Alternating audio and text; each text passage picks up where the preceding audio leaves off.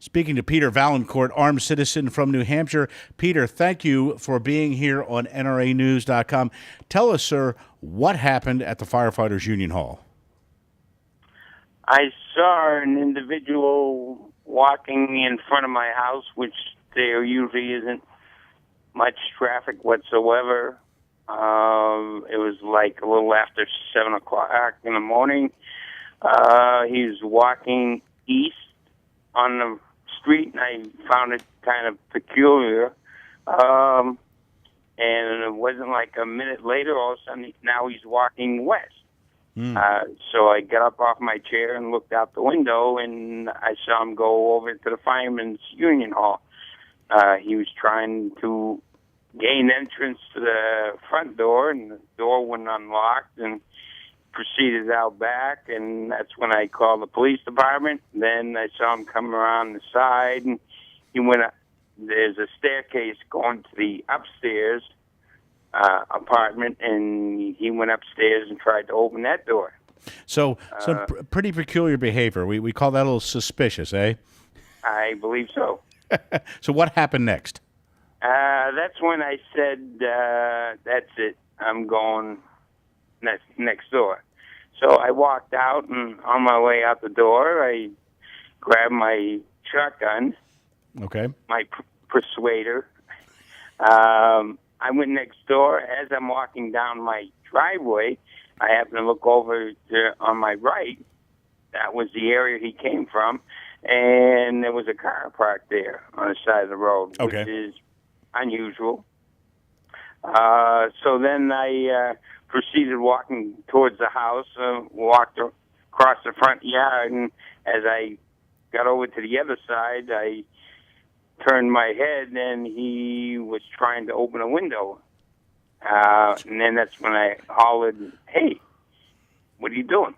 And now he told me he was looking for glucose tablets. Wow. He was diabetic and was about to faint. Okay. Now, I'm diabetic, so I know how that is, but I guess apparently that wasn't the truth. Correct. The police say they were looking for electronic equipment inside the. Interesting. So next, what happened? You got the assailant to stay there, correct?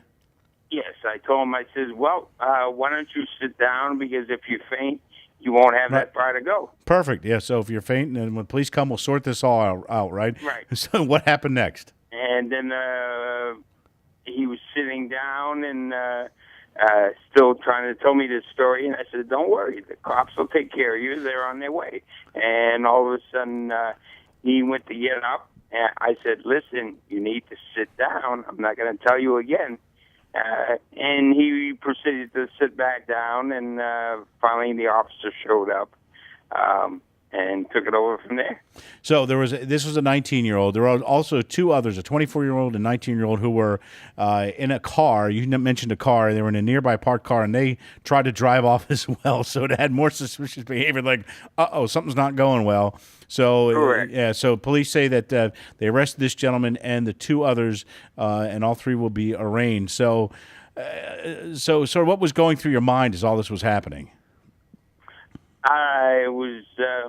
I'm just the kind of person that something's not right, I do something about it. I don't just stand around and complain. I'm a doer. You're a take charge kind of guy.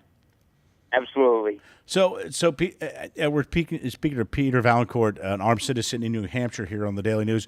Question for you, NRAnews.com.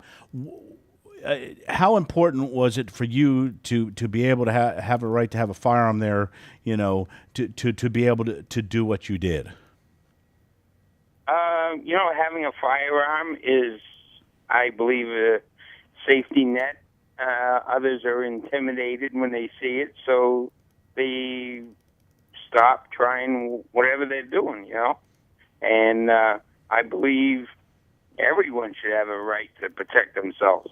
Right, to protect themselves, property, as you did, the property in the firefighters union hall, and once again, Peter, a firearm being used by a citizen, a legally owned firearm to protect property there, as you said, to protect self as well. And what do you say, Peter, to those say, well, if everyone owns firearms like that, it's going to turn the situation into the Wild West. I think this was kind of the opposite, right? Absolutely. Yeah, so once again, a good guy like you and getting the job done, an armed citizen story. Once again, Peter, thank you so much for what you did, and thank you for taking time to come on NRAnews.com and tell us your story. Peter Valancourt.